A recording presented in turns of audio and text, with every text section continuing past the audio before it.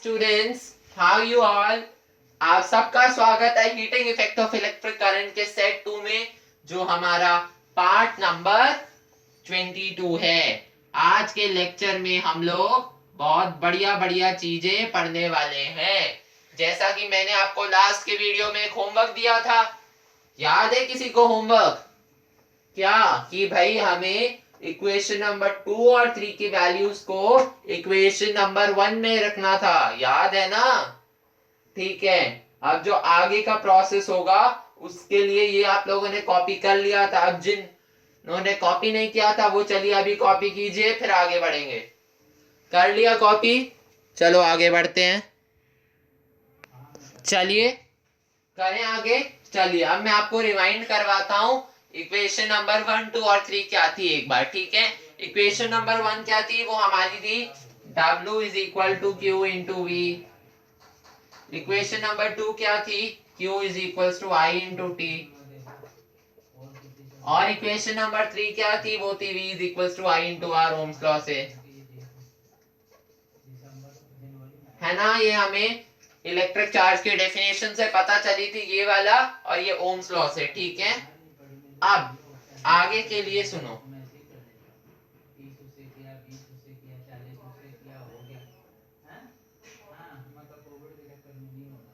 अब हम क्या करेंगे? पुटिंग, ठीक है, यहां तक क्लियर हो गया? पुटिंग 2 and 3 in 1, चलो रख दे भाई। तो हमें मिलेगा W is equals to I into T into I into R. ठीक है, मतलब W is equals to I square into R into T.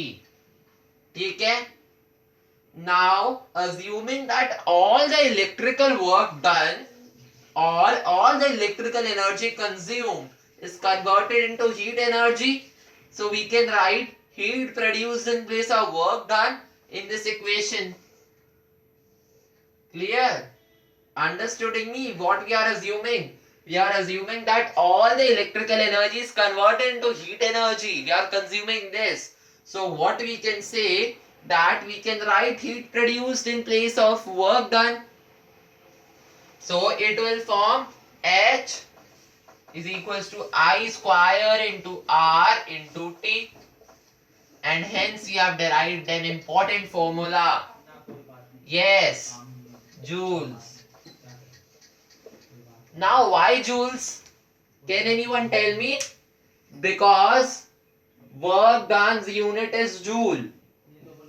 The electrical energy is converted into heat energy. That's why we have written heat produced. Okay?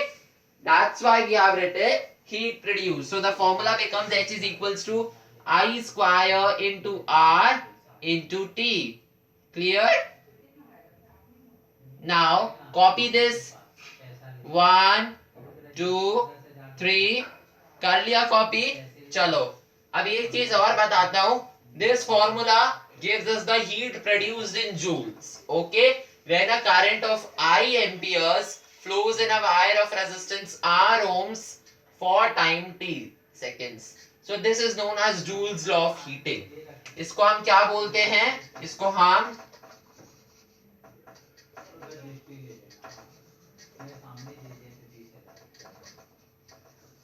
Joules law of heating. और आज के video का homework ये है कि आप लोगों को मेरे को जूल्स लॉ ऑफ हीटिंग की डेफिनेशन बतानी है। ठीक है, आप लोग मेरे को कमेंट सेक्शन में जूल्स लॉ ऑफ हीटिंग की डेफिनेशन बताओगे। क्लियर? अब देखते हैं कितने लोगों को समझ में आ गया। ये जिनको समझ में आ गया होगा वो अच्छे से डेफिनेशन बता देंगे। मैं एक बार फिर से बता देता हूं। Okay, this formula gives us the heat produced in joules. Okay, when a current of I amperes flows in a wire of resistance R ohms for time t seconds. So this is known as the Joule's law of heating, and according to Joule's law of heating, given by the formula H is equals to I square into R into T, it is clear that the heat produced in a wire is directly proportional to what? I R and T. हाँ, अब वो topic अगली बढ़िया सी चीज पढ़ाने के लिए इसको कॉपी कर लिया हो तो आगे बढ़े। चलिए आगे बढ़ते हैं। ठीक है, चलिए अब मैं आपको आगे दिखाता हूं, ठीक है। जैसा कि मैं बता रहा था कि according to Joule's law of heating given by the formula H is equals to I square into R into T, it is clear that the heat produced is directly proportional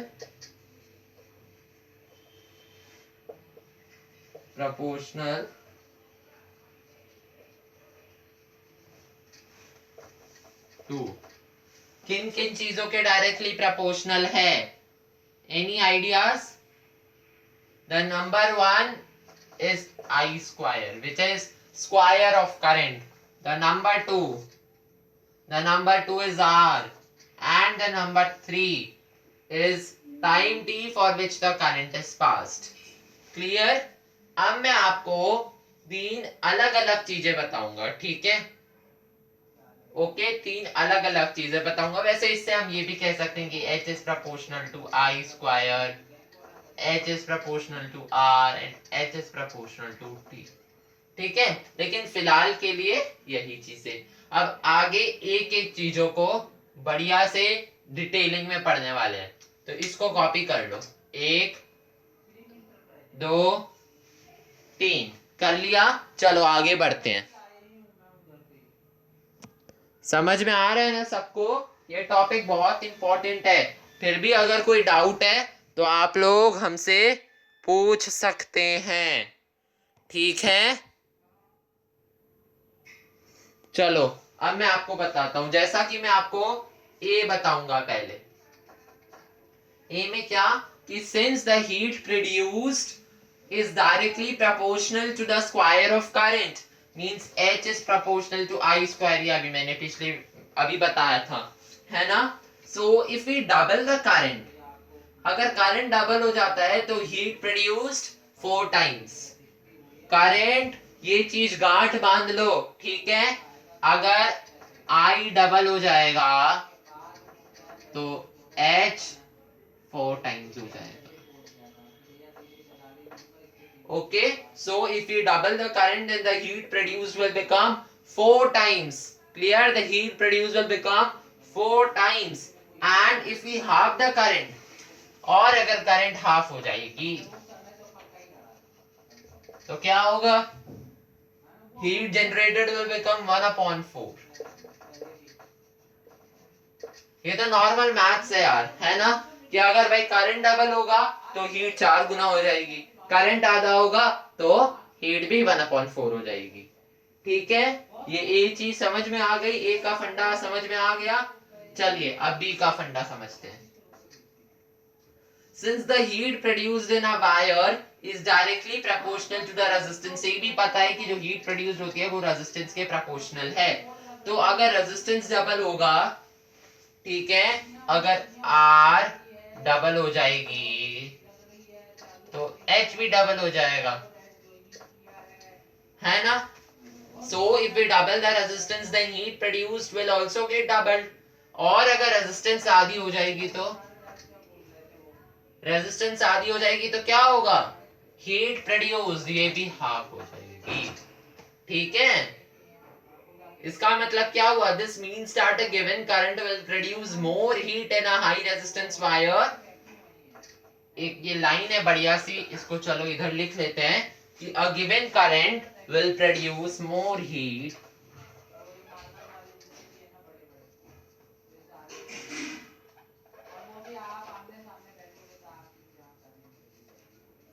will produce a given current will produce more heat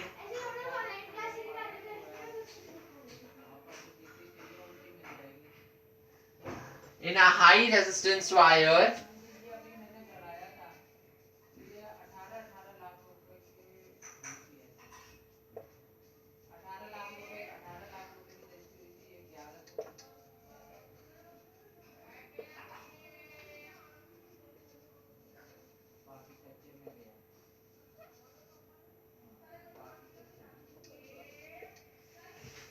a given current will produce more heat in a high resistance wire than in a low resistance wire.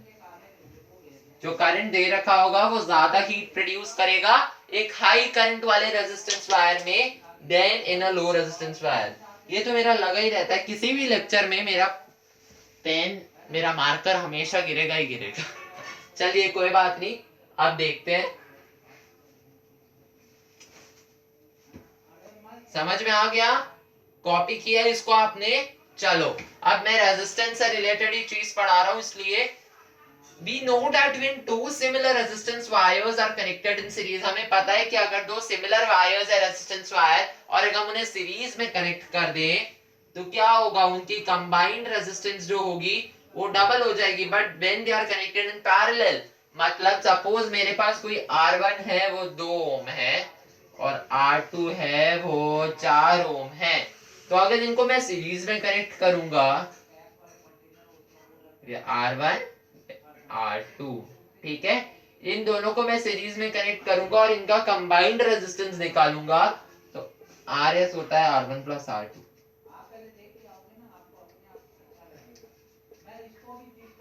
6 ओम यही निकलेगा ना। लेकिन अगर मैं parallel में निकालता हूं, मतलब कि मेरे पास यही दो रेजिस्टेंस हैं और यही दो पैरेलल में लगे हैं,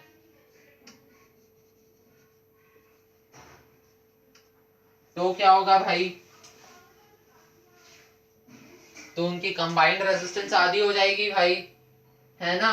1/RP 1/2 प्लस 1/4, 2 4 का एलसीएम भाई कितना होता है 4, 2 2 जा 4 प्लस 4 4 1, 3/4। सही है? जल्दी बताओ मेरे को। हाँ